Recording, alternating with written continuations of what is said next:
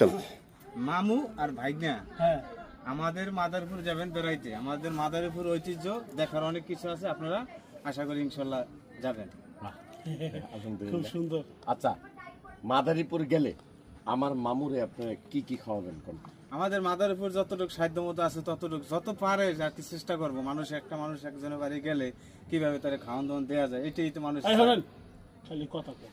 কুকরা আছে, আছে, নাটস, সব আছে। Lung lung. হ্যাঁ, লাং কি জানেন? এটা হলো মুরগির রান। মুরগির রান। আমার মামু হলে লাং, লাং করে। ঠিক আছে। হ্যাঁ। আর কোকরা হলে কাসিমের মাংস, কাসিমের। থুকু।